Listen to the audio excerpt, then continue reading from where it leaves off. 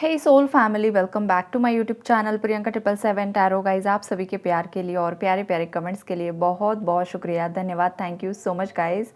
और चैनल पर अगर कोई नया है तो चैनल को सब्सक्राइब ज़रूर कीजिए, बेल आइकन को ऑल पर लगाइए ताकि आने वाले हर वीडियो का नोटिफिकेशन आपको मिलता रहे। और मेरे सभी दर्शकों को, सभी सब्सक्राइबर्स को तहे दिल से धन्यवाद, thank you so much guys. आज देखिए, आज हम चेक करने वाले हैं कि आपके माइंड में जो कोई भी इंसान है तो ओवरऑल उनकी एनर्जीज़ क्या है, उनका एक्शन आपके लिए क्या हो सकता है और बिहाइंड द सीन की एनर्जीज़ क्या है। सबसे पहली जो एनर्जी यहाँ पर मुझे पिक हो रही है गाइज़, आपके माइंड में जो कोई भी इंसान है वो बहुत ज़्यादा उनका दिल टूटा हुआ है। यहाँ पर बहुत ही ज़्यादा परेशान है ये पर्सन। इनकी लाइफ में एक के बाद एक बहुत ज़्यादा प्रॉब्लम्स यहाँ पर मुझे दिखाई दे रहे हैं। ये जो पर्सन है ना, वो अपनी लाइफ में कुछ सेलिब्रेशन चाहते हैं, पॉजिटिविटी चाहते हैं, पीस चाहते हैं, लेकिन वो अट्रैक्ट नहीं हो पा रहा है गाइस। वो क्यों नहीं हो पा रहा है? बिकॉज इस इंसान का जो वाटर एलिमेंट होता है हमारी बॉडी में, जो हमारा शरीर है पंच तत्वों से बना हुआ है, तो शरीर का जो जल तत्व है, जो इमोशनल साइड है, वहाँ पर बहुत ज़्यादा ब्लॉकेजेस हैं। थर्ड पार्टी इन्वॉल्वमेंट है, पास्ट लाइफ के कुछ पेंडिंग कर्मास हैं, जिस वजह से इस पर्सन की लाइफ में बहुत ज़्यादा दिक्कतें मुझे दिखाई दे रही है गाइस। और उनका अर्थ एलिमेंट भी यहाँ पर डिसबैलेंस है। इसी वजह से उनकी लाइफ में वो जो फाइनेंसेस चाह रहे हैं ना, वो भी अट्रैक्ट नहीं हो पा रहा है। इसकी वजह ये भी हो सकती है गाइस कि आपके माइंड में जो भी इंसान है, उन्होंने आपके साथ तो गलत किया ही किया है, लेकिन आपके अलावा भी कुछ ऐसे लोग हैं जिनके साथ भी आपके पार्टनर ने कुछ ना कुछ इनजस्टिस किया है। और ये उनके दोस्त हो सकते हैं, रिलेटिव्स हो सकते हैं, या अदर कोई थर्ड पार्टी हो सकती है गाइज़। लेकिन हाँ, आपके पार्टनर ने आप ही के साथ गलत नहीं किया है गाइज़। यहाँ पर आपके पार्टनर का एक नेचर हो सकता है कि वो लोगों को बहुत ज़्यादा मिसअंडरस्टैंड करते हैं, मतलब बहुत ज़्यादा गलतफहमी हो जाती है आपके पार्टनर को। और इनका एक साइड ये भी है कि ये खुद कान के कच्चे भी हैं, मतलब जो भी इन्हें कुछ आकर बताएगा आपके पार्टनर तुरंत उस पर विश्वास कर लेते हैं। और जिसने किसी इंसान के बारे में जो कुछ भी चीज़ें बताई है, वो तुरंत विश्वास करने का ये जो इनका नेचर है ना, इस वजह से आपके पार्टनर के बहुत सारे अच्छे अच्छे रिलेशंस टूटे हैं। अब ये जो रिलेशंस है, इनकी दोस्ती भी हो सकती है, इनके रिलेटिव्स भी हो सकते हैं, आपके साथ भी हो सकता है, ये जहाँ पर ऑफिस में काम करते हैं वहाँ के लोग भी हो सकते हैं। तो ये एक बहुत बड़ी मतलब एनर्जी ब्लॉकेज है गाइज आपके पार्टनर का। और ये जो परेशानियाँ आपके पार्टनर की लाइफ में चल रही है ना, ये इनके खुद के ही डिसीजंस की वजह से हुआ है। इनका ये जो कान का कच्चा होना, तुरंत विश्वास कर लेना, ये इन्हें बहुत बड़ा महंगा पड़ रहा है। बहुत मिसअंडरस्टैंडिंग्स मतलब क्रिएट हो चुकी है बाकी लोगों में और आप में भी।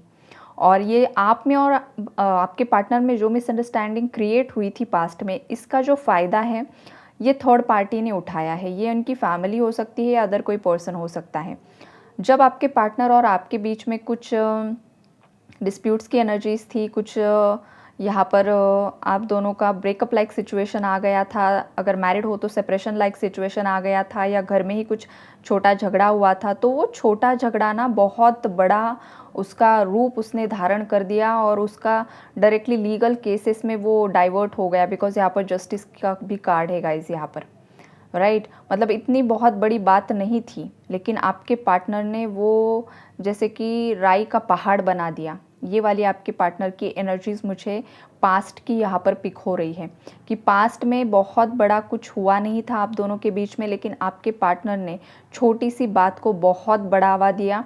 और ये इसलिए कि आपके पार्टनर ने, बिकॉज उस वक्त आपके पार्टनर का जो ईगो था बहुत ज़्यादा हाई था गाइज। ये पर्सन मतलब अपनी ही चलाना चाहता था, बहुत ज़्यादा अब्यूज़िव नेचर, बहुत ज़्यादा ईगो, बहुत ज़्यादा कंट्रोलिंग, मतलब डिस्टॉर्टेड मैस्कुलिन एनर्जी जो होती है। एक जो डिस्टॉर्टेड मैस्कुलिन होता है ना गाइज, वो हमेशा दूसरे लोगों को कंट्रोल करके रखना चाहता है। वो जिस तरीके से चाहेगा बाकी लोगों ने उसी तरीके से रहना चाहिए, ये उसका नेचर होता है। हमेशा सामने वाले इंसान को डोमिनेट करना, नीचा दिखाना। और ये बहुत ज़्यादा मतलब एक नार्सिसिस्ट भी एनर्जीज़ यहाँ पर मुझे पिक हो रही है, जिस वजह से आप भी इस कनेक्शन में बहुत ज़्यादा घुटन महसूस करना स्टार्ट कर चुके थे। मतलब एक वक़्त ऐसा था कि आपके पार्टनर से आपको क्या बोलना है और आप क्या बोल दोगे और आपके पार्टनर उसका क्या मतलब निकाल देंगे, उसका भी आपको डर लगने लगा था। कुछ व्यूअर्स की ऐसी भी एनर्जीज़ है, मतलब आपके पार्टनर आपकी हर एक चीज़ को गलत ही समझने लगे थे। हर एक छोटी चीज़ को आपको ट्रिगर करना स्टार्ट कर दिया था, राइट? ये वाली एनर्जीज़ आज मुझे बहुत ज़्यादा पिक हो रही है। लेकिन ये जो टाइप का इंसान है ना, करंटली इस इंसान की लाइफ में सब कर्मा इसे मिल रहा है। मतलब इस पर्सन ने पास्ट में आपके साथ जो कुछ भी किया, जिस तरीके से आपको अब्यूज़ किया, जो किया, लेकिन अब, और ये आपका ट्विन भी हो सकता है गाइस, ट्विन फ्लेम की भी एनर्जीज़ है यहाँ पर, और अदर कार्मिक कनेक्शंस भी हो सकते हैं, मिक्स्ड एनर्जीज़ है यहाँ पर। तो ट्विन फ्लेम जब भी ट्रिगर करता है तो वो आपके ही अंदर की कुछ एनर्जीज़ होती है जो सरफेस लेवल पर लेकर आता है, आपकी क्लेंजिंग करने के लिए, अलाइनमेंट में लेकर आने के लिए। तो इस तरीके से ये चीज़ें घटित होती है, राइट? लेकिन 3D में ये चीज़ें बहुत ज़्यादा अलग महसूस होती है। वो मतलब उसे हैंडल करना, उसके साथ डील करना बहुत ज़्यादा परेशानी वाला काम हो जाता है। लेकिन अभी आपके पार्टनर खुद इस सिचुएशन में फँसे हुए हैं। मतलब आपके पार्टनर ने पास्ट में आपको जिस सिचुएशन में डाल कर रखा था, करंटली आपके पार्टनर किसी और थर्ड पार्टी के कंट्रोल में है। ये इनकी फैमिली का कोई मेंबर हो सकता है या फिर कोई अदर थर्ड पार्टी बाहर की हो सकती है, जिसने आपके पार्टनर का जीना बहुत ज़्यादा मुश्किल करके रखा है। यहाँ पर लीगल केसेस की भी एनर्जीज़ है गाइस, बहुत ज़्यादा इनके ऊपर, मतलब डेब्ट्स की भी एनर्जीज़ है बहुत ज़्यादा। पूरी लाइफ ही यहाँ पर मुझे डिसबैलेंस दिखाई दे रही है, लाइफ में बैलेंस ही नहीं है गाइस। देखिए, पेंटिकल्स की एनर्जीज़ है, मून का कार्ड है, मतलब इंसान का जो जीने का एक बेसिक होता है ना, जैसे कि पैसा चाहिए गाइस, ऐसा नहीं कि पैसा नहीं चाहिए, हर एक चीज़ के लिए पैसा चाहिए।